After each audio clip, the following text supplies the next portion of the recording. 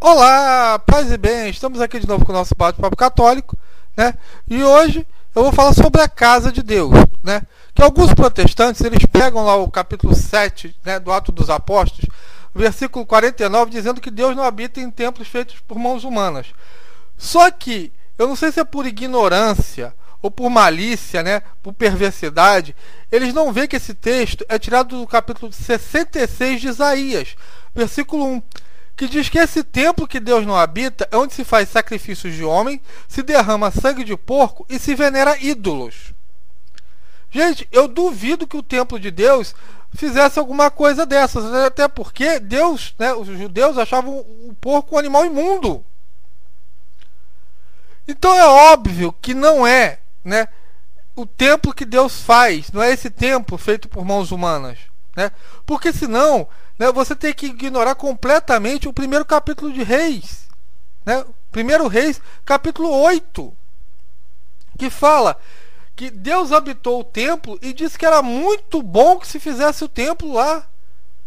Então como é que Deus pode dizer que ele não habita em templo de mãos humanas e ele habita logo lá no primeiro capítulo de Reis, né? Capítulo 8, ele habita o templo de Jerusalém. É o cara querer botar em coerência onde não tem. Gente, como as pessoas são perversas que têm esse pensamento, ou são completamente ignorantes. Jesus diz diversas vezes que o templo é a casa de Deus. Você leia lá, né? Ele fala que Davi entrou na casa de Deus. Está em São Mateus capítulo 12, versículo 4. Ele diz também em Mateus capítulo 21, versículo 13, que a minha casa é casa de oração.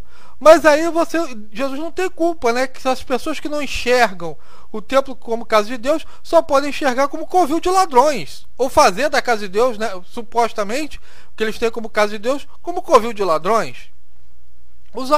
Isso continuou com os apóstolos, porque tem gente que acha que depois que Jesus morreu acabou o templo. Não, se você pegar o Atos capítulo 3, versículo 1, João e Pedro subindo o templo para rezar na nona hora.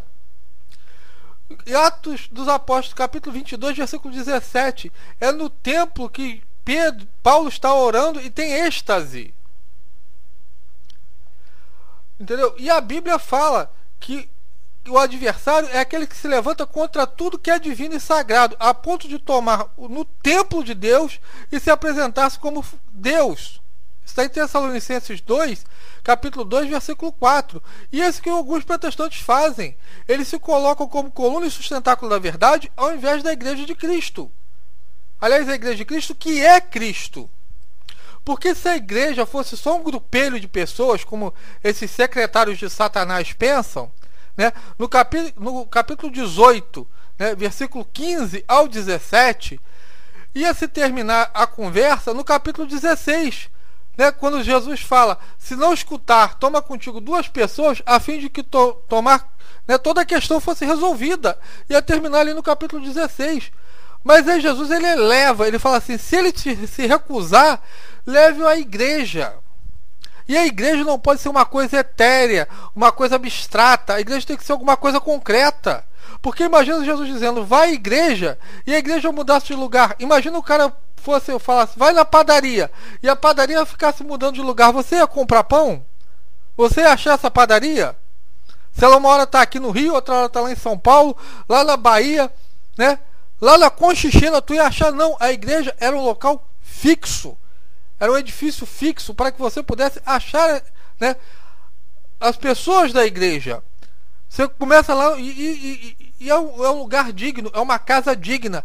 Leia lá no capítulo 10 de Mateus, versículo 13. Se aquela casa for digna, você vai lendo em todos os evangelhos, todas as cartas que dizem que as pessoas se reuniam em casas dignas. E aquela casa ficava santa, porque os apóstolos não ficavam pulando de casa em casa numa mesma localidade, porque ninguém acharia essa igreja móvel. Você pega logo lá em Lucas capítulo 22, versículo 12, né, que mostra que eles se reuniam no cenáculo. Isso está em Atos, capítulo 1, versículo 13. Que eles se reuniam no cenáculo, eles se reuniam no mesmo lugar que Jesus fez a última ceia. Em toda a casa que se faz, né, presente a memória de Cristo, né, diante do pão e do vinho, se torna sagrado. É o que Paulo fala na primeira carta de Coríntios, capítulo 11, versículo 22 ao 25. Né? E você pode até acrescentar o 34, que ele diferencia as casas de comer e beber da casa onde é feito o sacrifício de Cristo. Aquele local é sagrado. E tem o altar. O altar não foi abolido, porque Jesus diz que o altar é que santifica as ofertas. E tem o altar tanto na terra como no céu, porque a missa é o reflexo do céu na terra. É claro que com o tempo, essas casas, né, que as assembleias eram reunidas, elas foram se tornando os templos que a gente conhece hoje, as igrejas que a gente se conhece hoje. Né? Isso se tem arqueologicamente comprovado desde o ano 33. E tinha hierarquia. E se pedia obediência a esses líderes, como fala em Hebreus capítulo 13, versículo 17. A própria Bíblia diz que tinha os bispos que pastoreavam a igreja, e diz que no capítulo 1 de Coríntios, versículo 12, versículo 28.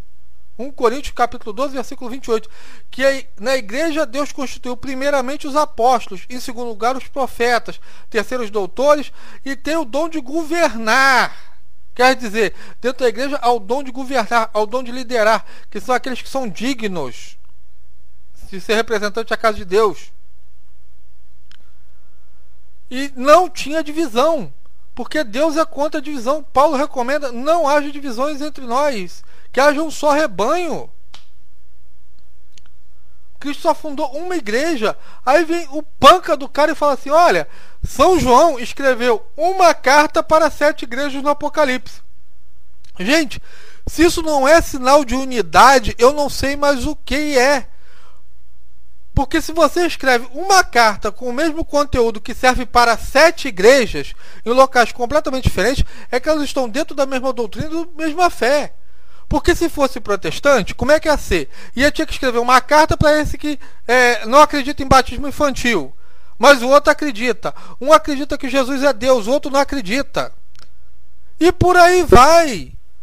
Então, se for uma só carta escrita para 7 igrejas, assim como todas as epístolas, todas as cartas pastorais dos evangelhos, foram escritos para uma só igreja que tinha uma só doutrina e capacidade de entendê-la. Agora, se depois de toda a explicação, né, você achar que templo do Espírito Santo e a igreja é a mesma coisa, pensando que quando Cristo manda ir à igreja é ir a você mesmo, e quando recomenda não se afastar da igreja, não se afastar de você mesmo, isso é um caso grave de egolatria. E você está longe do corpo de Cristo e completamente fora da salvação. E eu só posso rezar por você. Né? Então, né, esse é meu recadinho católico de hoje. Paz e bem, e até a próxima. Amém.